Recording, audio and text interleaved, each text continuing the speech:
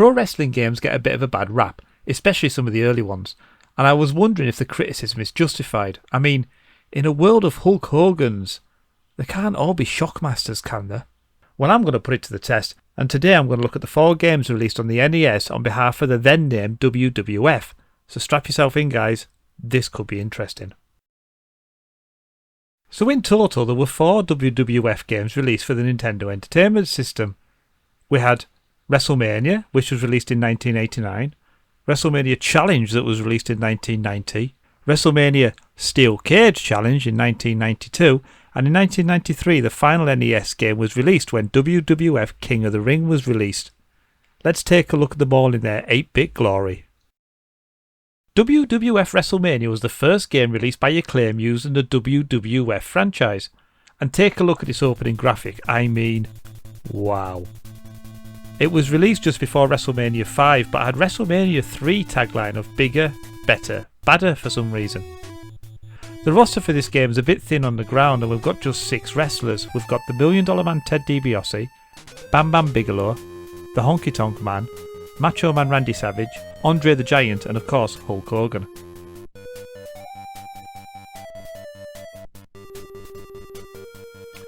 Up to 8 players can play using a round-robin league system tournament, or you can have a one-on-one tournament versus the computer.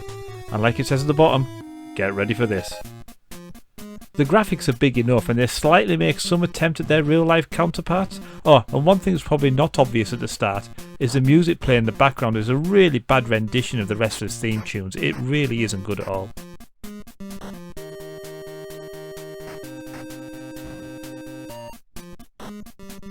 The wrestlers move around like they've got some kind of spinal injury. They've just got a standard punch and kick move. There is some slight variation between the move sets, but not enough to make a difference. They've opted for a traditional side-on view with no crowd. It's just the 2 guys beating each other up. The computer isn't really very bright. The character sometimes runs away or gets stuck, so don't expect much of a fight. For the first outing for a WWF game, it really isn't very good. The controls are awful and the bouts are more luck than judgment. There is interesting ideas, like each wrestler has an icon they can collect during the match to increase their energy, but other than that, it's a very basic game with very basic gameplay. And for God's sake, will someone get these guys to a chiropractor? The second game released is WWF WrestleMania Challenge, released in 1990. This time you've got a few more game modes with tag team and 3-on-3 Survivor Series style matches included. 9 wrestlers are available this time with Macho King Randy Savage, The Ultimate Warrior, Ravishing Rick Rude, Brutus the Barber Beefcake, The Immortal Hulk Hogan, Andre the Giant, Big Boss Man, Hacksaw Jim Duggan and yourself, who is a generic character you play in the tournaments.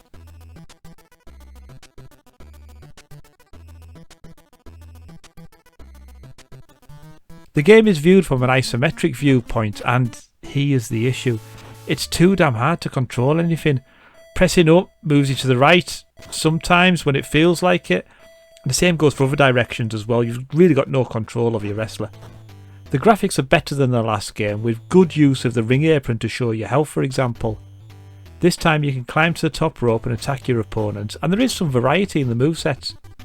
You can go outside and beat your opponent there, but the music again that plays in game is the themes of the wrestlers. However, it is done a lot better this time.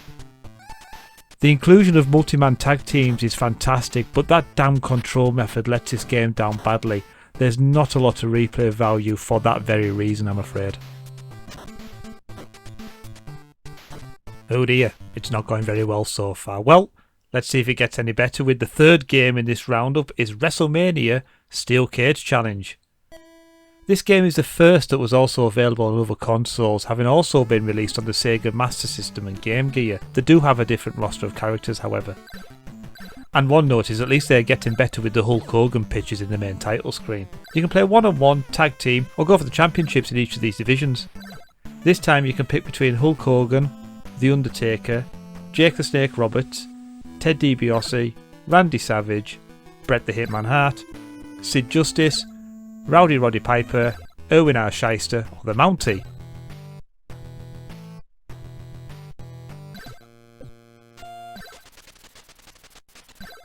To be fair, the character selections do look like the counterparts and they look quite well. And after the intro songs, which also sound a lot better than before, and you also get the Fink introduced into combats. All positive so far. It's time to the match.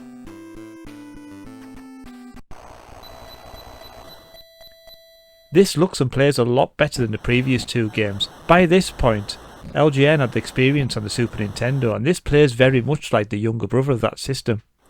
It's just a basic moveset here, again with punches and kicks, and the grapples this time with top rope moves. But the game is a vast improvement on the previous outings. Like I said earlier, you can play tag team or one-on-one, and also in a steel cage as the name suggests. The animation is smooth and you even get digitized speech for the pinfall attempts. It's a really good showing here, and it shows a marked improvement in the last two efforts.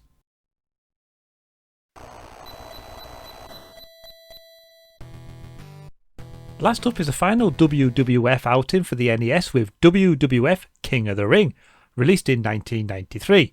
This was also released on the Nintendo Game Boy. The game looks very much like the SNES Royal Rumble option screen with one-on-one and tag team matches back, as well as a tournament. But as the name suggests, you also have a King of the Ring option. This option takes your wrestler through a knockout tournament. The wrestler select screen is a drop down in quality from the previous game. I mean, have you seen these icons? But you can choose between Bret Hart, Lex Luger, Shawn Michaels, Mr. Perfect, Razor Ramon, Randy Savage, Yokozuna, Hulk Hogan, The Undertaker, Bam Bam Bigelow, and you, who is a customizable player you could use to go through the game. The wrestler music here is dire, and so are the avatars for the wrestlers, so going into the game the expectations are low.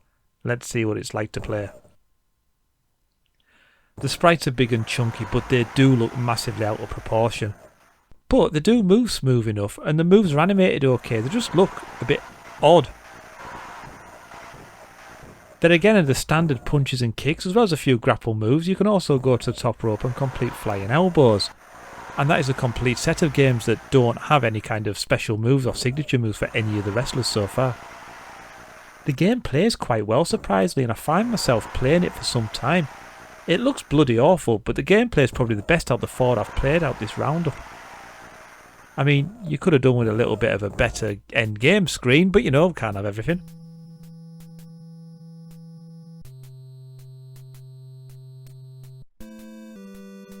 So out of the four games we've looked at today, my undisputed champion is definitely WWF King of the Ring. If you can look past the shoddy presentation and music, there is a good game wanting to get out.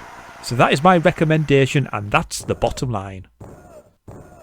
Thanks for watching. Don't forget to like and subscribe, and I will see you next time on Noob Game Reviews.